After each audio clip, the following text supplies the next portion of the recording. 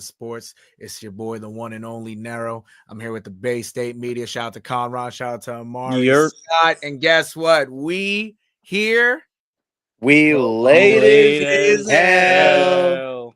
hell yeah, chat. Hell yeah. You already know the vibes. Yeah, chat. It'll be a quick one tonight. Celtics made it two straight against the Cleveland Cavaliers tonight at home at the TD Garden.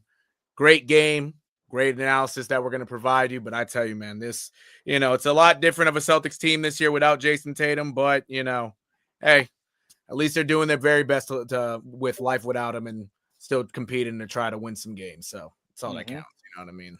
Yes, indeed. Hell yeah. Well, what I'm gonna do, chat, for y'all. I'll get to the stats real quick, and then we'll just discuss. But yeah, no, this is gonna be quick as shit. No bullshit. This is gonna be quick as shit. We laid this out with it tonight, for real, for real. Alrighty, chat. All right. So, chat. The final score of tonight's Celtics game was 125-105, a 20-point onslaught for the Celtics against, again, the Cleveland Cavaliers. Since the Cavs lost, we're going to start with them, and then we will go to the Celtics for their stats.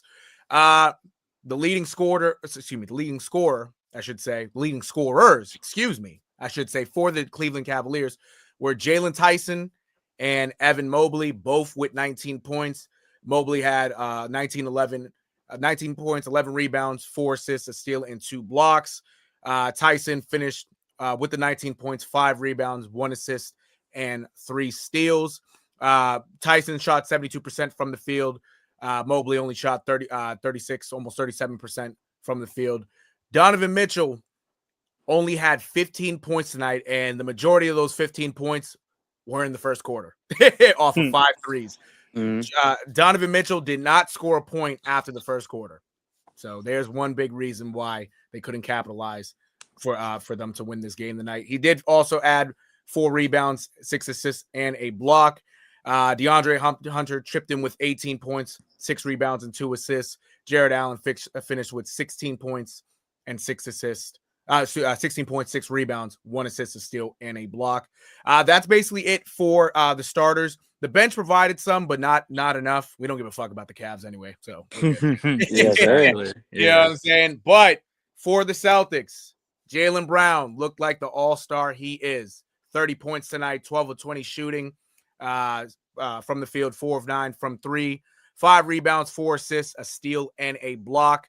Derek White chipped in with 19 points, only shot 25% for the field, but he also added 5 rebounds, 4 assists, and a steal.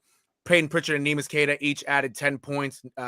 Queta with 13 rebounds, Peyton Pritchard with 10 assists, so both of them had double-doubles, as well as Josh Minott had a double-double as well, 11 points, 14 rebounds, 2 assists, 3 steals, and a block. He was everywhere tonight. We're going to analyze more on Josh Minott in a moment. Luke Garza also finished with 10 points off the bench as well, 10 points, 5 rebounds, 2 assists, a steal, and a block. Anthony Simons, 14 points and 2 assists. And Sam Hauser, he was hot from 3, 7 of 13 from the field with 21 points, 3 rebounds, and an assist. I tell you, those 8 guys were the only scorers in the game for the Celtics, and they all scored in double digits. What a great game by the whole team tonight. But I tell you, let's start with Mr. Amari Scott. Josh Minott, man, these last couple games, he has been all over the floor. Was this a smart addition by Brad Stevens for this team? So, I guess this is what I'll say from the jump. Actually, what the story I thought of this game is what I told you before on the last WTHHS. The story of this game was going to be moving the ball. The story of this game was going to be attacking the paint. A lot of the reason why I thought they had problems was, again, chucking up threes. I mean, another story of this game, which I actually thought was the glaring difference, for those who don't know, was the difference in the bench tonight. Celtics put up 45 bench points, and the Cavaliers put up 18 bench points. That was ultimately the difference in the game. And we had more points in the paint. And I think, obviously, with them having more turnovers as well, this is the Cavs team that has struggled over the last couple of years. This is the Cavs team that has not been able to put it together. And the Celtics really took advantage of tonight. And Evan Mobley's a great player. I'm not disputing that at all. 19 and 11, like you had Mhm. said, 2 blocks, 4 assists, and a steal. Typical Evan Mobley stuff. When Donovan Mitchell has a shooting night like tonight in the 32 minutes he played, you got to take advantage. And that's exactly what they did. And they hunted him. They hunted him tonight. He was tired because he was trying to score points tonight, and they Mhm. hunted him on defense. Mhm. And I thought tonight that, Josh Minot obviously was a story off the bench. Well, actually, he was a starter tonight. I He lied to started you. I'm Yeah. tonight. sorry. Yeah, yeah. He Mhm. started, but 11 and 14, not an overbearingly crazy game. But if you look at, like you said, the box score, you got love from everybody tonight. There is Yeah. Mhm. about 8 guys in double figures tonight. You got 2 guys in double figures for rebounds, and there's a bunch of guys with assists here. At least 9 guys on the roster here with assists tonight. Mhm. So it looks like they're playing more together with more continuity. They took advantage of a slow team tonight, and yeah, Josh Minot ultimately, was the story of this game.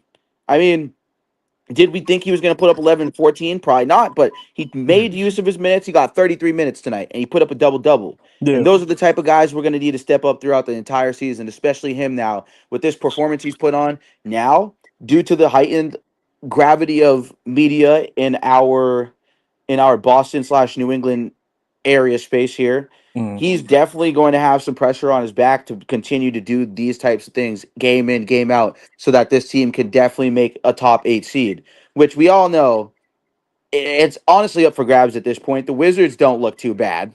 Right. The Bulls don't look too bad. Mhm. The Magic are the Magic. They look pretty good. The Pistons Mhm. look great.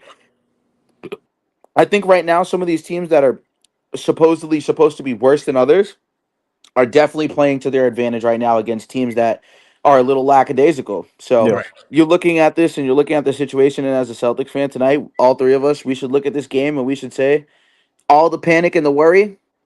I'm not going to say it's all over with, but against a team like this, we took advantage tonight, and Mhm. ultimately, Joe Mazzulla had to switch up his game plan. I'm sure Brad Stevens probably said something to him because this team obviously is not equipped to just be chucking up fucking threes all day, every day. Right. Yeah. So we got to move the ball, attack the basket. Dribble drive penetration was great. Jalen Brown had 30 points tonight. You Mhm. know, typical as what you expect from him. He was the Mhm. only guy above 20 points.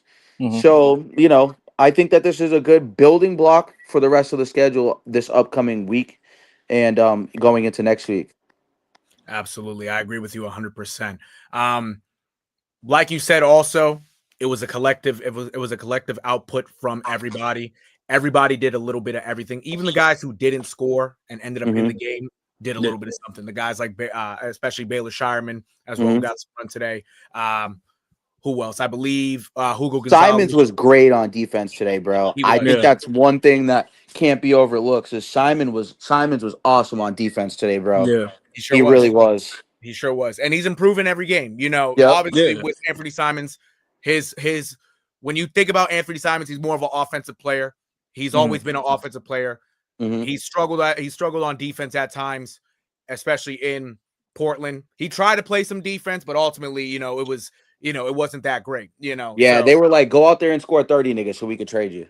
Yeah. exactly. Yeah. Exactly. And sure enough, he would score 30 and now his ass is on the Celtics. You feel me? Yep. So, Yeah. Thank you, Portland. Thank you. Appreciate Thank you. you, exactly, Portland. exactly. So now he's in a situation right now where he can still score. He's still given the green light to score, but you Mhm. got to add something in order to stop the guy that your matchup or the guys that you are guarding throughout the game from Yep. doing a little bit of something. So at Yeah. least today he provided that, and quite frankly, last couple of games especially, he was able to provide that. Now naturally, I know last game they played the Pelicans. The Pelicans are still a young team. They didn't have Zion in that Yep. game, but he was still able, to provide on offense, but he was able to make a couple stops on defense as well. The last game he did so today again. I will say for Connor, Yeah. Jalen Brown's game tonight.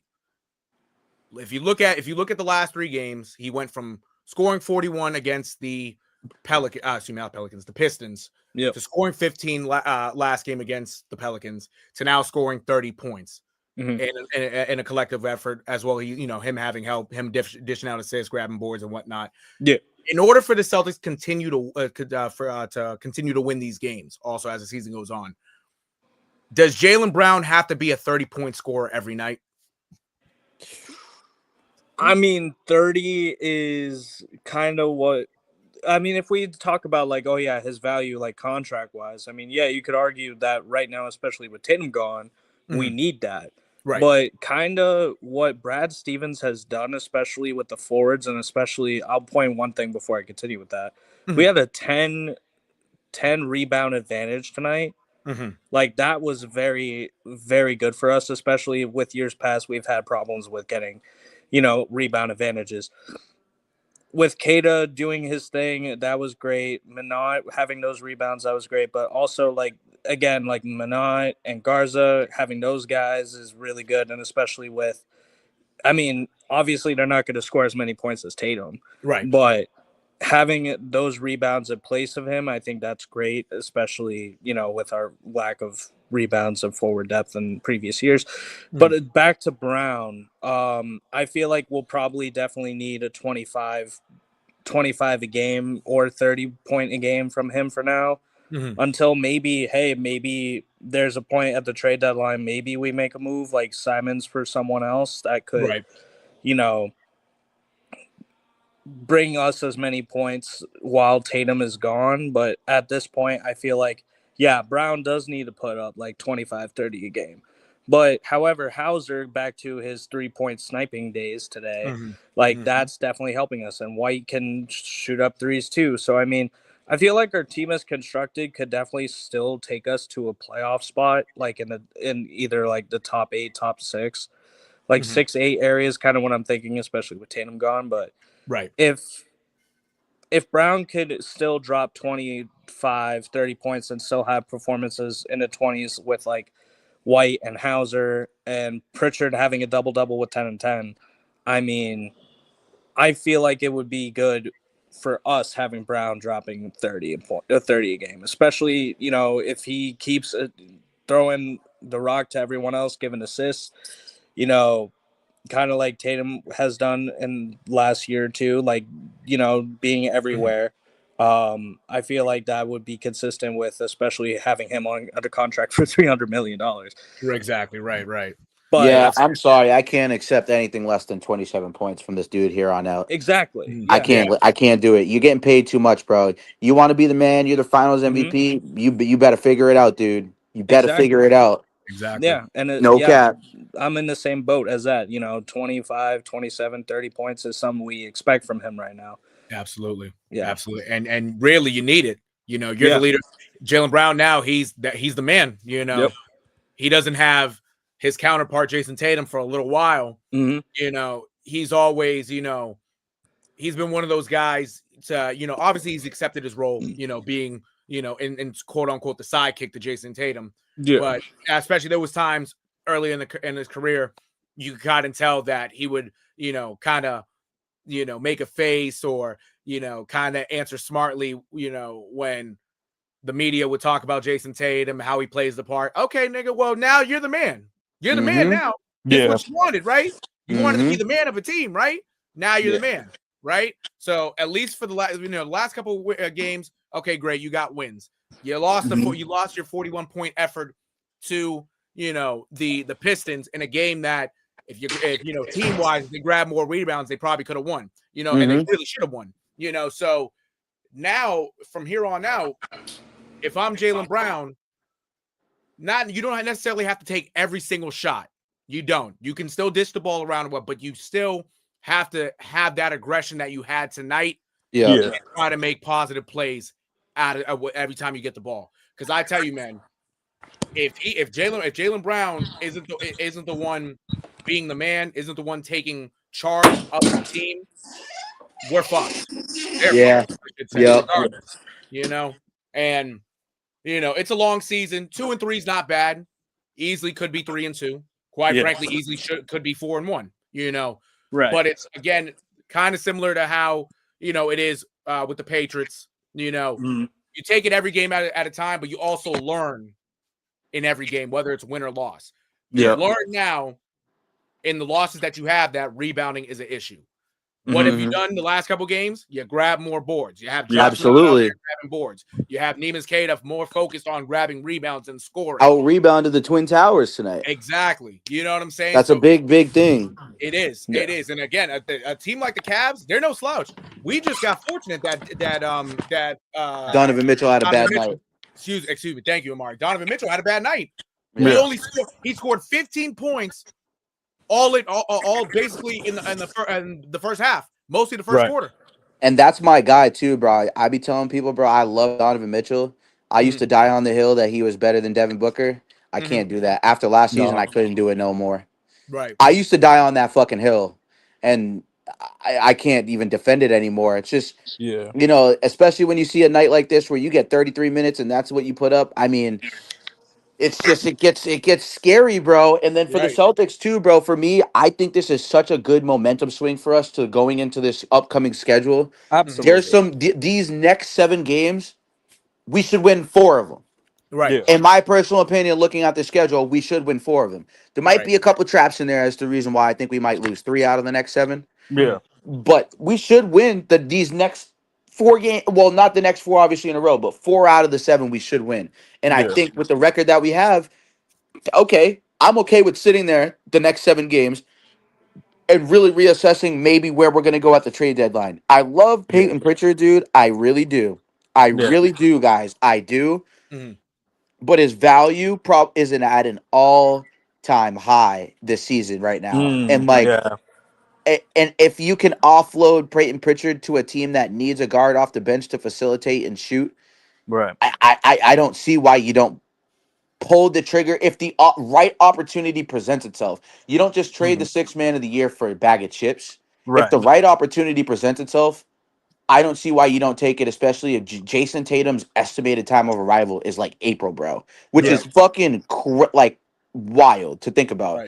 I don't even know how the fuck he's jumping off of 2 legs, dunking right now, right under the basket. Like that shit is crazy to me. Absolutely. But and that's less than a year than he got hurt. Yep. It's been 6 months at this point. Yeah. Exactly. And like April it'll be what is it, 10 months, right? 11 months, I think. Because 11? It was May that he got hurt, right? May? Right before the finals? Okay, So 11, He got hurt in the next game, Yeah. So not the last Knicks game. The last one he played was game 4, right? It was in New York. Yes. So I think it was game 4, if I'm not mistaken. Yeah, that's right. Because we were a higher seed than them. So Yep. Yeah, that's what it was. They had that inspiring win when they came back home without Jason Tatum. Yeah. And, you know, when they went back to New York, it didn't fare well. One last stat thing I want to point out, though. The Celtics had 11 steals, bro. That's amazing. Especially having defense like that gives you 11 steals. Just perfect. Especially because we don't have a guy like Porzingis down there no more. That too. Cade great. Cade is great, but he's no Porzingis in terms of like pure. Like he's probably more athletic than Porzingis, but in terms of just height, wingspan, and actual rim protecting presence, like he's not really what Porzingis is when fully healthy. When Porzingis is fully healthy, he also had a great game the other night. Little side note, but you know. No, and actually, real quick. Well, I'm gonna move to the schedule for the next few games, but talk to me. Real quick after we do the schedule. Let's talk about how Kristaps Porzingis and Drew Holiday have fared. We'll save that after I go through the schedule and talk to you guys about. Absolutely, I'd love to. Because I'm glad you brought up KCP up. I'm telling you, I know I said KCP, KP. KCP, fuck that nigga KCP. KCP is nice. That's my guy. Come on. No, he's on my fantasy team. I fuck with him. That's my guy. We talk about the Celtics. I'm already. I wish we had him on our team, bro. I wish we did. No bullshit. Now thinking about it, he would be a great addition to the 3-and-D floor stretch scorer. Yep.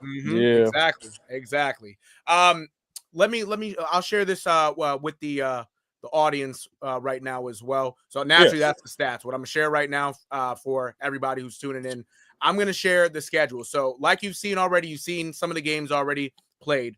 We got this next one right here where you see my cursor. We're going the Celtics, I should say. I say we feel like we're part of the team. You know that. The Celtics will be traveling to Philadelphia for the first NBA Cup game. That will be on Friday. Yes, After indeed. that, they have a back-to-back. So they play Friday, but then they come back home on Saturday to take on Katy and the Houston Rockets. They then do take on the Utah Jazz Monday night, then Washington Wednesday night, and then they go to Orlando Friday for the next NBA Cup game. Yeah. So I'll start with Amar because I know you spoke about the schedule already. Let's start with Friday. What do obviously the Celtics lost by 1 in the season opener to these Philadelphia 76ers. Mm-hmm. In this game right here, how are they going to be able to beat these 76ers in this rematch, early season rematch, I should say? Start Anthony Simons. It's that simple. That's fair. Not let Tyrese Maxey and VJ Edgecombe get out early. Yeah. Because this might sound wild, but like, yo, Embiid is an afterthought right now. To real shit, if I'm Nick Nurse and I'm the GM, Daryl Morey, I'm sitting there looking at this situation. Bro, he's gonna get traded. I'm not gonna lie to you. Yeah. They're gonna build around Maxey and Edgecombe. The way Edgecombe is playing right now and the way Maxey has been playing the last 3 seasons, I just don't see how you keep having this blind faith that Joel Embiid is going to take you to the promised land when he can't even take himself to a fucking dietitian.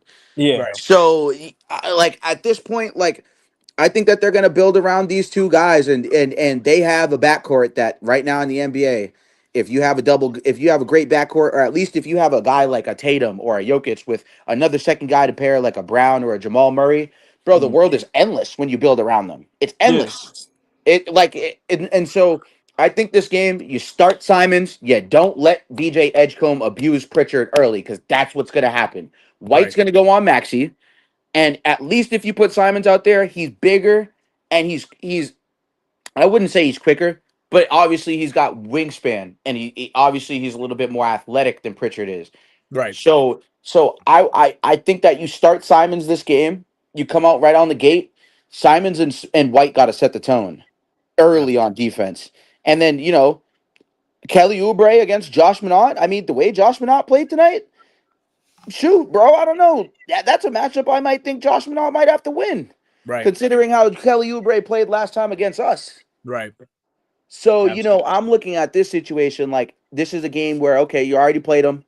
Your game plan of stopping Embiid worked, which is fine. That's cool. Like I told you last time on the last episode, if your game plan is to stop this dude and that's what it is, okay, that's fine. And if other people beat you, I'm cool with that. But now that you've already played them, now you need to know Embiid, after the way they played against Mobley and Jared Allen tonight, Embiid might be the last resort. You just let those guys do their job, because if they did their job against Evan Mobley, who was relatively more healthy than Embiid was last year, and I think I'm not going to sit here and say he's Joel Embiid, but he is one of the premier big men in the NBA. Yeah. And coming off of this game, you have to take that and attack that. If you're Keita and you're Garza and you're Shearman and a couple of these guys who might get switched onto him, you need to come and attack this game from the defensive side, because offensively, it's okay. Attack Edgecombe. He's a rookie. Get White in situations to get on him. Get Simons in situations where you put Edgecombe on an island against 2 experienced NBA scorers who know how to create their shot in the NBA. I think that is going to be a valuable tactic in this game, and I think that that's how the Celtics should focus on coming out in this game. Is Edgecombe and Maxey have to be limited as much as possible. And you know what? God forbid, dude, if the centers don't do their job, it's like, whatever, dude. It's Joel Embiid. Like, all right, it's Joel Embiid. Like, okay, I could live with that more than Tyrese Maxey and VJ Edgecombe just beating our whole team and nobody else doing fuck all. Like, that would have obviously pissed me off more that the same thing would happen again. So we don't want to see the same thing happen again. And I'm hoping that they come out and set the tone. And I'm hoping that Simons gets more minutes than Pritchard in this game, because we saw in that first game, Pritchard can't be left alone with Maxey and Edgecombe on an island. It just can't happen. Yeah, Absolutely. It's a scary sight. I mean, like Amari said, you got with Maxey and Edgecombe, especially Edgecombe early on in his NBA career, which he's showed a lot of surprise, because not a lot of people probably expected him to have the impact he's having so far. You knew he was going to be good. You just didn't know that, oh man, this kid so far out the gate, he's he's looking like one of the real deals. And I will say that backcourt right now, obviously the 76ers started out 4-0. That backcourt early on is looking like arguably the best backcourt in the NBA. If you try to stop one of them, another one will go off. Yeah. But you also have to remember, like Amari said too, there's a big presence in the paint with Joel Embiid. Is he the same player as he was before? No. Probably not. And exactly. Thank you, Carl. Probably not because of his injury history. But if he were to have some form of impact as the season goes on, if he can get back to, at least 75% of the player he is, that team, how it looks already, adding Kelly Oubre too, adding Paul George when he comes back, Quentin Grimes off the bench, that team is a scary team. You already saw that you could compete with that team. You lost by 1 point, and quite frankly, you blew it at the end. But you should that should have been a game that they should have never lost. And that's what Joel Embiid off night, right? You look at this team, you look at how it is now. Embiid has stepped up a little bit. I know last game he had 25 points, but again, he's not playing as many minutes because he's still coming back. If Neemias Queta can at least continuously put a body on him, affect his shot, they have a chance. They have a chance right there. But if you let Tyrese Maxey and VJ Edgecombe, like Amari said, just do whatever they want, and Peyton Pritchard is left on an island, well, we're fucked. We're fucked. And it's in Philadelphia too. Yeah, it's tough. It'll be tough. Yeah. You're going to have to make adjustments right there. Anthony Simons should get some more.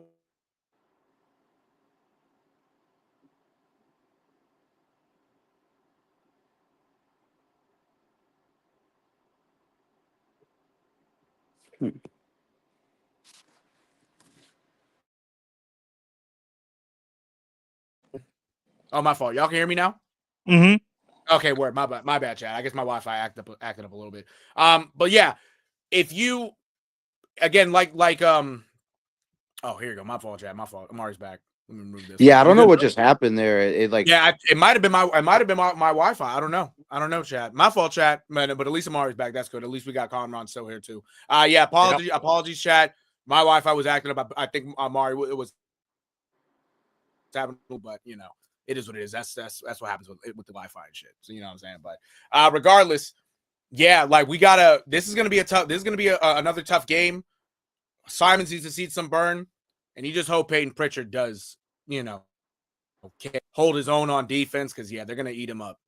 No bullshit, no diddy. They're gonna eat his that chat. Yep. I ain't go absolutely. You. But yeah, even so, like you got right after the 76ers game, you got KD coming. You know what I'm saying? So you got to be able to, and mind you, that's 2 nights tough matchups, 2 nights in a row. Get a win and somehow find a way to have a dogfight and win that game in Philadelphia. It's going to be a lot tougher Saturday because Sengun, Amen Thompson, KD, Tari Eason, Steven Adams. That lineup right there. Oh, man. Brutal. Yeah, the Celtics do are on a little bit of a tough stretch the next couple games. I'll tell you that. That's a fact. I will say for Connor also, these next couple of games, right? Add in the Rockets game. Yeah. How well do the Celtics have to do the Celtics have to stay on their game plan and shoot threes, or should they attack the basket more and try to get these guys in foul trouble? So actually, quick mention, I'm actually going to be both at the Houston game and the Utah game. Yes, sir. Those games are going to be crazy. But for the Philly game, I feel like we do need to attack the paint a bit, especially with the Sixers forward kind of depth, kind of little Yeah, right. Same thing with Houston too, actually, because not the depth reason, but for the reason of trying to get their big guys in foul trouble, especially for the Houston game, we need to have a crazy big lineup because Houston's size is crazy. You have a bunch of 6'10", 6'11", motherfuckers in there. So right. it's just like, will we have a big lineup? Yeah, I mean, we should probably have like a lineup of like Simons, Brown, probably like Minot, Mhm. Kada, like some like that there, because like if we don't, we might be a little screwed Yeah, from the gate. But exactly. again, I mean, especially the Houston game, I think we need to drive more. Philly, we just need to have good defense against Maxey and Edgecombe for sure. Absolutely. When it comes to Utah, there's pretty sneaky. They've even though they just lost tonight, now they're 2-2, but they've won some good games against some good teams already towards the beginning of the year. Mhm. So even that, like, I feel like trying to attack their forwards and centers isn't a bad idea. Washington, I mean, they're not that great. I'm not too worried about it. Right. But however, though, Washington has been doing good to start the year too. They have. Yeah. So it's kind Keyshawn of George like, has been going crazy. That's a fact. yeah. Yep. So it's just like I, I feel like this 7-game stretch is going to be tough because like we got some matchups that we're going to have to worry about size. We're going to have to worry about having good defense in the backcourt. Yeah, I feel like the Celtics really have to, especially this momentum game that we just had against Cleveland.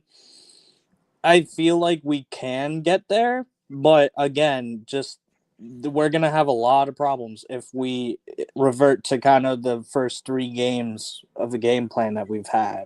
Absolutely. Absolutely. So, And now kind of looking at it also, yeah. it's kind of crazy looking at this schedule going into November. So naturally, the first game in November is against the Rockets. And Yep. you do have, like Connor mentioned, you have Utah and you have Washington as well. But then you get Orlando 3 times in the month. You get Philly again. You get Brooklyn back to back. But Brooklyn, if Ant was here, we know we ain't worried about Brooklyn. But regardless, Brooklyn ain't shit. yeah, you got two Atlantic Division matchups right there in Brooklyn, as well as the Philadelphia matchup. So that's 3 times you've played Philly, and then at the end of the month you play Cleveland again, and on top of that you play Detroit again. So you're playing obviously with Philly, you've already lost to them. Detroit, you've already lost to them. You're playing teams now who have an idea of what they know what you're gonna do. And especially with Philly 3 times so far in 3 weeks is crazy. No, actually, excuse me, 3 times in 4 weeks is nuts. You know what I'm saying? That right there, it's a gauntlet to start out the year. And without Jason Tatum, it's a bit of a disadvantage. Again, like we've talked about already, even on the last pod. You take away Jason Tatum, you take away 30 points a game, 8-9 rebounds, and 4 or 5, maybe even 6 assists. Like you take those stats away. Now you need these other guys to step up while they can to provide what they can provide. If you can do what you've done these last couple games consistently, especially grabbing boards, playing defense, getting steals, things are looking promising. But if you're gonna get manhandled during these games, oh man, it's gonna be a long season. It's gonna be a long month. So they gotta step up this next month for the C's. Yeah, it's gonna be a gauntlet, man. It's gonna be a gauntlet. And a couple of games you didn't mention, we got to play the Clippers, Memphis, also Minnesota. Like, those are some other games. I feel like we always whoop Memphis, but I feel like the reason why I said 4 out of 3 is because we got to split one of these Philly games, and Washington, Orlando, and Utah. You could split with Orlando. Like, those are very winnable games. No, definitely. So like I think if you come out of that 4-3, you go into it's fine if you lose to the Clippers. I really couldn't care less. But then we got to beat Brooklyn twice. There's no way we can split that. No way we can split that. And then Orlando again, it's like, okay, I can understand if Orlando goes 3-0 against us. Like, I can kind of get that. Not really going to be upset about that because they got some depth. And then Detroit, they're still finding their way. I'm assuming they're probably finding their way by this point, though. And then Minnesota, I mean, Anthony Edwards will be back far beyond that. He'll be back in like 2 weeks. So, Minnesota is not a game I'm expecting us to win. But then again, we beat the Cavaliers tonight. So then again, we didn't really think it. Well, at least I didn't think. I'll speak for myself in that situation. I didn't think that tonight was going to be the way a 20-point blowout. So Yeah. You know, I'm looking at it now that if we can really play like this and move the ball, and the sky's the limit. Yeah, for sure. Sky's the fucking Absolutely. limit, Chet. Absolutely. Yeah. Yeah, no, again, Chad, like we've mentioned already, this is a new team. You know, this is a new Yeah. outlook on this team. It's a new atmosphere. The most important guy to this franchise is not here. Somebody has to step up. Jaylen Brown, you know, especially tonight, stepped up. He has to continue to step up. Obviously, the Derek Whites, Anthony Simons, Peyton Pritchard, Neiman Queta, Josh Minot, they all have to do their part. Everybody on this team, when they get on the court, has to do their part. This is not, you know, this is not these last couple of years where you look at the Celtics and it's, oh man, yeah, it's going to be tough playing the Celtics tonight. You know, we're probably not going to come out and win this game. How these other teams have looked. Now it's, oh, we got a shot against these guys. We really do. If we play our game, we got a shot. Let's not make these guys think that they got a shot every single night. You play the way you play. If you have that Celtics pride in them, that's all you can do. That's all that there is to it. And hopefully these last couple games continues to translate. Hopefully they don't shy away. I will say before we get out of here, and I know Amari agrees with it, go to the basket and stop settling for threes.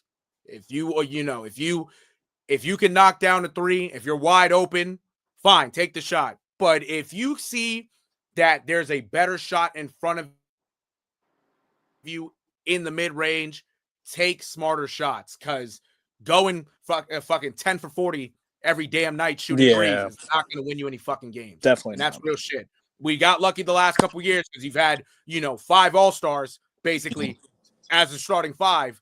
That's not the case no more. It's not the case no more. That 3 ball is not going to always save you. Yep. Go to the basket, get points the hard way, get teams in foul trouble, make a living at the free throw line. That's what's going to help this team. Consistent. Yeah, for sure. But other than that, that's about it for us, chat. Yeah, let's see what happens. Friday against the 76ers. We'll recap that as well. I don't know if it will be Friday. Friday is Halloween. You know what I'm saying? Yeah. So Right. might have to go out real quick, guys. Might have Well, hey, I'll tell you something, bro. Yeah. We got some shit for you though. So tap in with your boy. I got some shit for you. Couple artists. We're gonna go do an event. We're doing media. You wanna come out? There's a Malachi, Isha, Icy Akai, big event at club level. Nero, you gotta come and pull up with the boys, the whole squad. We're gonna take the content squad to the Halloween party Friday. My ass is probably not wearing a costume. I'm gonna just look nice. Yeah, type shit. To be real, I think not this year, bro. I got so much shit to do this weekend. But I did want to touch on this real quick before we get out of here, just for my Bay State people, real quick. Yes, Right now, the MVP discussion is wild. This is a wild mix of guys throughout the first 5 games. Let me just read you the first 10 names here. Mm-hmm. Tyrese Maxey, Giannis Antetokounmpo. Yo. What the fuck? This name is crazy. Austin Reeves. Holy shit. I know, right? Yeah. SGA. Laurie Markkinen, Jalen Mhm. Brunson, Donovan Mitchell, Victor Wembanyama, Jamal Murray, and Zach LaVine sitting pretty at 10th. Now, those are just the scoring leaders, but obviously right now, Giannis is literally averaging a fucking triple-double. Yeah. So I think that's going unnoticed. Definitely keep an eye out for Giannis. He's averaging literally 36-14 with almost 10 assists. Mm-hmm. And then, Austin Reeves, he's out here also averaging almost goddamn a triple-double too. 35. He's averaging 35, 6, and 8. Jesus Christ. Yeah, so no Luka, no LeBron. So Reeves is really showing he can ball. So I just wanted to show that real quick. No, for sure. And Laurie Markkinen, balling out, man. 30, Yeah. 34 points a game so far. He's getting 40 minutes a night. Fully healthy Laurie Markkinen is a player I really fucking wanted so badly on the Celtics, bro. When he was a free bro, I was like, please don't re-sign this dude. And then of course they locked him up for I think it's like a multi-year contract for I think it's like 5-6 years or something. So Yeah. That's sad that we lost out on the Laurie Markkinen sweepstakes. But yeah, just a couple of names real quick across the NBA. Indeed. Oh, and actually, before because I forgot, I was gonna mention this also. Real quick before we get out of here, because Holiday and KP. Holiday and KP. Yeah, right. Yeah, That's right. That's right. So real quick, I'm gonna search up both the stats for these guys. Say Mhm. less. And obviously, KP is doing KP things, averaging 20.3 points, 5 rebounds, and almost 4 assists, 3.7 assists per game. But Drew Holiday, as basically, the not the eldersman of the Portland Trailblazers, Mhm. arguably the leader. He's the oldest guy on the team. Yes, sir. 17 points, 5.5 rebounds, almost 6, 7.8 assists, almost 8 assists. So he's averaging basically 18, 6, and 8 to Mhm. start out the year. Mm-hmm. I tell you, these guys on these new teams, man, don't you wish they were still on this team, man? I tell you, man, the second apron fucked us up. What did you say? Well, That's I would say as much as I love KP, I'm actually okay with him not Yeah, being here I anymore. feel the same way because Mm. injuries. But No, for sure. Holiday hurts, bro. Yeah. Holiday Like does hurt. that Holiday. one hurts. Like that one. I feel like I feel like there was a way he could have stayed, just not at the price he was at. And I don't Right. think he was willing to restructure either. But I will say Holiday is shooting one of the best effective field goal percentages, which I don't know if you guys follow analytics, but he's excuse me, shooting one of the best effective field goal percentages of his career and one of the Mhm. best 2-point percentages of his career so Mhm. far. So, Drew Holiday doing Drew Holiday like things, efficiency, playing defense, You love to see it, man. You love to see the man thriving. Absolutely. And it also shows that while he was here, obviously the defensive presence was there. Naturally, he had to cater also to, Jason Tatum, Jaylen Brown, KP, and even Derek White in that starting role. So naturally we weren't seeing, 18 points a game. We were seeing, 11, 12. But he was still effective on defense, still doing his part. I tell you, man, when Drew Holiday is, considered, the man of his team, even during his days in New Orleans, even, in his role with the Bucks as the point guard, this man can score. He's always Yeah. been a scorer, man. Yeah. And now he has the opportunity to be a scorer again, a true scorer.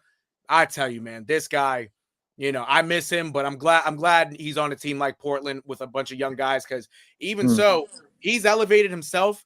But you got Denny Advia Yeah. averaging over 20 a game, Shaden Sharp's averaging almost 17. Yeah.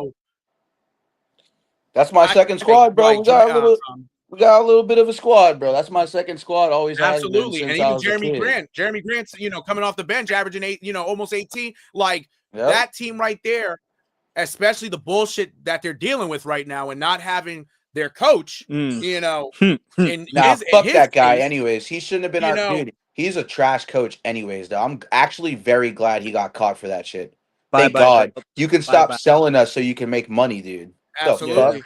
Absolutely. Like Tiago Splitter's doing a great job so far as we as Yeah. an almost acting head literally coach. made the play-in last year, bro. There was no dude. I really think he sold a lot of that shit because either he had to have had futures bets or something on whatever. Because Right. there's Yeah. no way you could tell me the way we were playing at the end of last year that we couldn't have made the play-in. We definitely fucking could have. There's Right. no way Yeah. you could have convinced me Right. that Mavericks team was all the way around without Kyrie and AD better than us. Right. No way you Right. could tell me that. Right. Agreed. Exactly. And I tell you, and it's also, looking at their record last year, they played very well. They Oh really yeah. did. They really did, Yep. and I don't know how much of that's on Chauncey. I get he's the lead man, but quite frankly, I know Tiago Splitter I believe he was on that, coaching staff last year. I'm glad it's translated to him being a head coach, because, he falls from the, the Popovich, tree. Also, he had like the way this team is playing right now is very similar to how the Spurs always played. Moving the ball, getting everybody involved. That, I tell you, this Trailblazer team so far, it surprised a lot of people, and it's going to continue to surprise people too. This team could do something this year in terms of making the playoffs. The way how they play and having the leaders that they have on the team, especially Drew Holiday, yeah, they're gonna shock a lot of people, and they could very well shock the Celtics when we play them. Tell you that. And Yep. I mean, Denny was putting on towards the end of last year too. So He like, was. it's He just was. like translating into this year. It's Mhm. just awesome for him.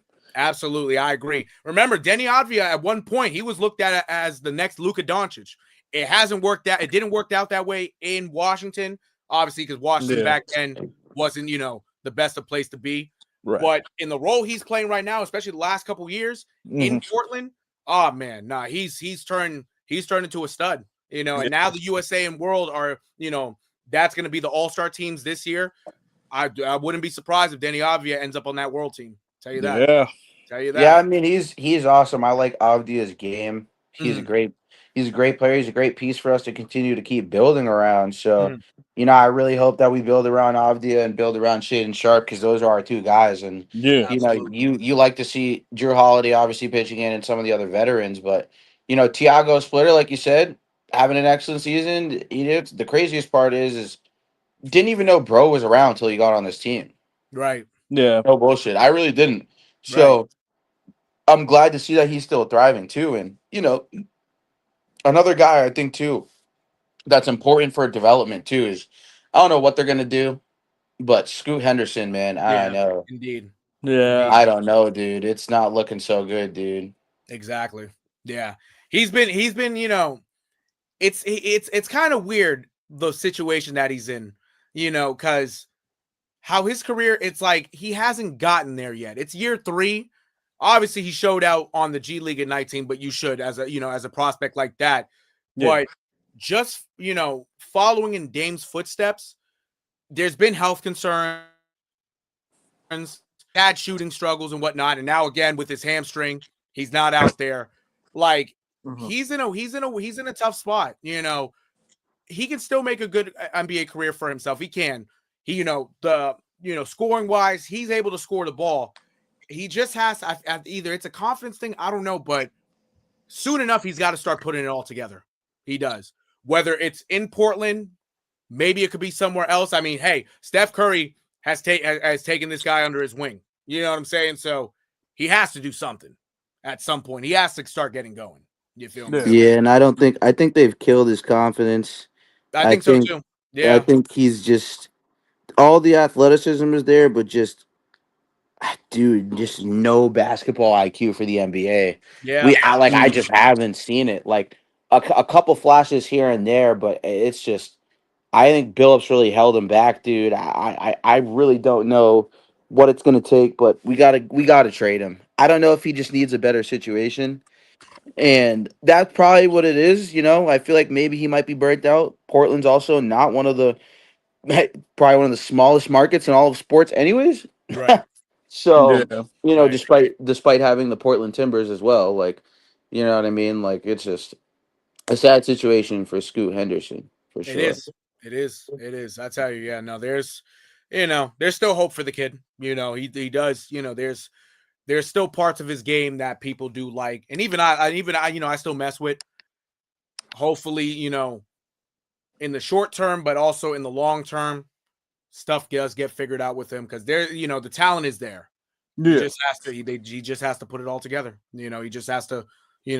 Find that confidence that he had. Before he got to the NBA and just bring it to the NBA. That's it. You Hmm. know. You know what I mean? But Yep. other than that, chat, that's about it for us. That's about Yeah. it for Yeah. us. And on a good note. Absolutely. Yeah. Yeah. Yeah, man. Yeah. Good And little also, short one. oh, for Yep. sure, for sure. I will say, chat, continue to follow the NBA, continue to follow the NFL, even the MLB World Series is still going on. We will speak about that And very we will soon. have a schedule for you guys for these types of Yeah. lives to the post game. I am coming up with a schedule. I'll have that posted. You guys will see it on both the WTHHS page because he will be on the collaborating with us for that on each post. So I will start doing that already this upcoming week. We do have if I'm not mistaken a Bruins game tomorrow. So Hmm. obviously Nero's not too much of a hockey guy, so he might not be there with us, but we definitely got that in store and there's football tomorrow. So Indeed. there Yeah. will be a little bit of a combined Bruins and football game live tomorrow. If not combined, then Nero will be here probably for the football game, which we'll be there with him probably hopefully for the football game. If not, we will be there for our own on Bay State Media for the football game. So Hmm. definitely be on the Mm. lookout for that though on the gram. Definitely follow at WTHHS617 on the gram. Please Yes. go follow that. hit that follow button because he does a lot of collabs with us on Instagram. So indirectly, you'll be exposed to us. But go follow that again if you guys didn't catch that at WTHHS617. Please Yes, do. sir. Please do. Yes, sir. Indeed. Appreciate y'all. Appreciate y'all. Hell yeah. No, and also follow the Bay State Media on Instagram as well. I will say also, if you're not, if you're tuning in and not subscribed to the Bay State Media, I don't know what the fuck you're doing. They don't Yeah. subscribe to their page. They're currently live right now. So if you search up Bay State Media on YouTube, you'll Yep. see my face, you'll see Amari, you'll see Conron. We're doing the same shit. So give them a sub on YouTube. Like the videos too. Show love to this. Like and subscribe to What the Hell's Happening Sports. WTHHS. WTHHS. I had to catch myself on here. So yeah, man, it's a collaborative effort. We're just trying to bring you the best of our knowledge, but also some analysis on what's going on around the NBA, NFL, MLB, you name it. Yep. We're trying to be the next. We're trying to be the next Gills Arena. You know. Hell yeah. Yeah. Hell yeah. We don't need something big, large, ESPN. You know, we trying to just hopefully soon enough we get a content house in the next couple of years. Chat that is hopefully going to be in the works. So hell yeah. it'll be awesome. We gotta keep grinding. All we do Yep. is grinding, man, for the better. Tell you that, Chad. Yes, But yeah, Chad, that's it for us tonight, man. That's it for us. I appreciate everybody for tuning in to What the Hell is Happening in Sports. I appreciate everyone also tuning in to Bay State Media as well. Shout out to Amari Scott, the one and only. And shout out to my guy, Conron. Yes, sir. Connor. Hell yeah. Appreciate Yes, sir. you, as always. But yeah, Chad, with that being said, this has been another edition of What the Hell is Happening in Sports. It's your boy, the one and only Nero. And we'll be back with it very, very soon. We'll be Yes, back. indeed. Oh yeah. We'll see Yeah. you tomorrow. We'll see you tomorrow. Yeah, you already know. So chat, get some good night rest, and stay tuned in. Stay locked in for us, y'all. Yes, indeed. sir. Absolutely. Yes, sir. Peace. All Peace. love in the world, y'all. Yes, indeed. You're Yes, sir. All right.